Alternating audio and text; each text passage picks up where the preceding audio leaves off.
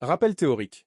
Les permissions Linux définissent qui peut lire, R, écrire, W ou exécuter, XE, un fichier ou un répertoire. Chaque ressource possède 3 niveaux de permission. Le propriétaire, U pour user, le groupe, G et les autres, O pour others. On peut aussi cibler tous à la fois avec A, all. La notation symbolique de chmod suit la syntaxe. Chmod, key, opérateur, permission, fichier. Les opérateurs sont plus ajouter, retirer et égal définir exactement. Exemple concret, chmod g plus w rapport.txt ajoute le droit d'écriture au groupe sur le fichier rapport.txt. On peut chaîner plusieurs modifications en une commande. Chmodu plus x or script.sh. Erreur fréquente à éviter. Confondre U, user égale propriétaire, avec l'utilisateur courant. Oubliez qu'un répertoire nécessite le bit XC pour être traversable, CD, même si R permet de lister son contenu. Utiliser chmad récursivement sans discernement sur des répertoires système, ce qui peut casser des droits critiques. Mental model utile. Visualise un tableau 3x3, UG O fois R W X. Chmod symbolique modifie des cases précises de ce tableau, sans toucher aux autres. C'est là sa force par rapport à la notation octale qui réécrit tout le tableau d'un coup. Moins. Énoncé de l'atelier. Cet atelier te place dans la peau d'un administrateur système junior qui doit sécuriser un ensemble de fichiers et de répertoires sur un serveur Linux. Tu vas appliquer des permissions précises via chmod en notation symbolique, analyser les conséquences de chaque modification et justifier tes choix dans un rapport synthétique. L'objectif est de démontrer que tu maîtrises la granularité offerte par la syntaxe symbolique de chmod, que tu comprends les implications sécuritaires des permissions et que tu es capable de diagnostiquer et corriger des configurations défectueuses. Étape 1. Mise en place de l'environnement. Crée dans ton répertoire personnel un dossier de travail nommé workshop-jmod. À l'intérieur, génère la structure suivante. Un sous-dossier public contenant un fichier index.html. Un sous-dossier private contenant un fichier secret.txt et un fichier config.cfg. Un script shell nommé deploy.s h à la racine de workshop-chmod. Un fichier log.txt à la racine de workshop-chmod. Utilise touches, maquilleur et echo pour créer ces éléments.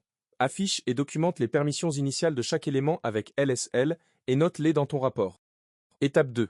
Application de scénario de permission symbolique. Applique les transformations suivantes, une par une, en vérifiant avec ls. L après chaque commande que le résultat correspond bien à ton intention. Pour chaque commande exécutée, note-la dans ton rapport avec le résultat observé. Scénario A, deploy.s, haché, doit être exécutable par le propriétaire uniquement et ne doit être ni lisible ni exécutable par les autres. Scénario B, index.html dans public doit être lisible par tout le monde, mais modifiable uniquement par le propriétaire. Scénario C, secret.txt doit être accessible en lecture et écriture par le propriétaire uniquement. Aucun droit pour le groupe ni les autres. Scénario D, config.cfg doit avoir exactement les mêmes permissions que secret.txt. Trouve comment faire en une seule commande chmod symbolique. Scénario E, log.txt doit être accessible en écriture par le groupe, pour permettre à un démon de loguer, mais pas en écriture par les autres.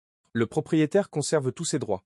Scénario F, le répertoire private doit être traversable et listable uniquement par le propriétaire. Le groupe et les autres ne doivent avoir aucun droit dessus. Étape 3. Analyse et diagnostic. Un collègue t'a transmis la liste de permissions suivantes, issue d'un audit rapide d'un serveur de production. Pour chacune, identifie le problème de sécurité potentiel et propose la commande chomo symbolique corrective.